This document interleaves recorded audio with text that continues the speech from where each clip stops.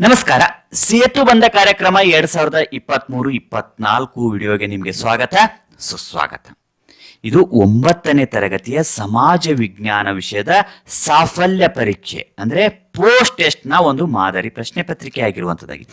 ಈಗಾಗಲೇ ನಾವು ಹಿಂದೆ ಪ್ರೀ ಟೆಸ್ಟ್ ನ ವಿಡಿಯೋನು ಸಹ ನೋಡಿರುವಂತದ್ದು. ಒಂದು ವೇಳೆ ಆ ವಿಡಿಯೋ ವೀಕ್ಷಿಸಿದ್ದಲ್ಲಿ ಡಿಸ್ಕ್ರಿಪ್ಷನ್ ಬಾಕ್ಸ್ ನ ಲಿಂಕ್ ಇರ್ತದೆ ಮತ್ತು ಈ ವಿಡಿಯೋದ ಕೊನೆಯಲ್ಲೂ ಸಹ ಪ್ಲೇ ಲಿಸ್ಟ್ ಲಿಂಕ್ ಇರ್ತದೆ. ಆ ಎಲ್ಲ ವಿಡಿಯೋಗಳನ್ನು ಸಹ ಒಂದು ಬಾರಿ ವೀಕ್ಷಿಸಿಕೊಂಡು ಬರಬಹುದಾಗಿರುವಂತದ್ದು. ಬನ್ನಿ ನೋಡೋಣ ಪೋಸ್ಟ್ ಟೆಸ್ಟ್ ಗೆ ಸಂಬಂಧಿಸಿರುವಂತಹ ಒಂದು ಮಾದರಿ ಪ್ರಶ್ನೆ ಪತ್ರಿಕೆಯನ್ನು. ಇಲ್ಲಿ ಕಲಿಕಾಂಶಗಳು ಇರುವಂತದ್ದು, ಇಲ್ಲಿ ಪ್ರಶ್ನೆ ಸಂಖ್ಯೆ ಇರುವಂತದ್ದು, ಇಲ್ಲಿ ಪ್ರಶ್ನೆಗಳನ್ನು ನಾವು ಗಮನಿಸ್ತೇವೆ. ಮೊದಲನೇ ಪ್ರಶ್ನೆ, ಆಧಾರ ಎಂದರೇನು, ಅವುಗಳ 2 ವಿಧಗಳನ್ನು ಬರೆಯಿರಿ. ಎರಡನೇ ಪ್ರಶ್ನೆ, ದೇಶೀಯ ಸಾಹಿತ್ಯ ಆಧಾರಗಳಿಗೆ 2 ಉದಾಹರಣೆ ಕೊಡಿ. ಮೂರನೇ ಪ್ರಶ್ನೆ, ಸಿಂಧೂ ನದಿ ನಾಗರಿಕತೆಯ ಪ್ರಮುಖ ನೆಲೆಗಳನ್ನು ಹೆಸರಿಸಿ. ನಾಲ್ಕನೇ ಪ್ರಶ್ನೆ, ಮೆಸೊಪೊಟಮಿಯಾ ನಾಗರಿಕತೆಯು ಯಾವ ನದಿಗಳ ದಡದಲ್ಲಿ ಬೆಳೆದು ಬಂದಿತು. ಐದನೇ ಪ್ರಶ್ನೆ, ಪ್ರಾಚೀನ ಕಾಲದಲ್ಲಿ ದಕ್ಷಿಣ ಭಾರತದಲ್ಲಿ ಆಳ್ವಿಕೆ ಮಾಡಿದ ಸಾಮ್ರಾಜ್ಯಗಳು ಯಾವುವು.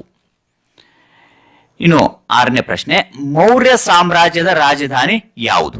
ಏಳನೇ ಪ್ರಶ್ನೆ, ಪೌರತ್ವ ಪಡೆಯುವ ವಿಧಾನಗಳು ಬರೆಯಿರಿ. ಎಂಟನೇ ಪ್ರಶ್ನೆ, ಪ್ರಜಾಪ್ರಭುತ್ವ ಎಂದರೇನು. ಒಂಬತ್ತನೇ ಪ್ರಶ್ನೆ, ಪಂಚಾಯಿತಿಗಳ 4 ಕಾರ್ಯಗಳನ್ನು ಬರೆಯಿರಿ. 10ನೇ ಪ್ರಶ್ನೆ, ಗ್ರಾಮ ಸಭೆ ಎಷ್ಟು ತಿಂಗಳಿಗೆ ಒಮ್ಮೆ ನಡೆಯುತ್ತದೆ. 11ನೇ ಪ್ರಶ್ನೆ, ಸಂಸ್ಕೃತಿ ಎಂದರೇನು. 12ನೇ ಪ್ರಶ್ನೆ, ಸಮಾಜದ ಪ್ರಕಾರಗಳನ್ನು ಬರೆಯಿರಿ. 13ನೇ ಪ್ರಶ್ನೆ, ಭೂಮಿ ವಿಶಿಷ್ಟ ಗ್ರಹ ಏಕೆ. ಇನ್ನು 14ನೇ ಪ್ರಶ್ನೆ, ಪ್ರಮುಖ ಅಕ್ಷಾಂಶಗಳನ್ನು ಪಟ್ಟಿ ಮಾಡಿ. 15ನೇ ಪ್ರಶ್ನೆ, ವಾಯುಗೋಳ ಎಂದರೇನು. 16ನೇ ಪ್ರಶ್ನೆ, ಶಿಲೆಗಳ ವಿಧಗಳು ಬರೆಯಿರಿ. 17ನೇ ಪ್ರಶ್ನೆ, ಅರ್ಥಶಾಸ್ತ್ರದ ಪಿತಾಮಹ ಯಾರು. 18ನೇ ಪ್ರಶ್ನೆ, ಅರ್ಥಶಾಸ್ತ್ರದ ಮೂಲ ಪರಿಕಲ್ಪನೆಗಳನ್ನು ಬರೆಯಿರಿ. 19ನೇ ಪ್ರಶ್ನೆ, ವ್ಯವಹಾರ ಎಂದರೇನು. 20ನೇ ಪ್ರಶ್ನೆ, ಸಣ್ಣ ಪ್ರಮಾಣದ ವ್ಯವಹಾರ ಸಂಘಟನೆಗಳನ್ನು ಹೆಸರಿಸಿ.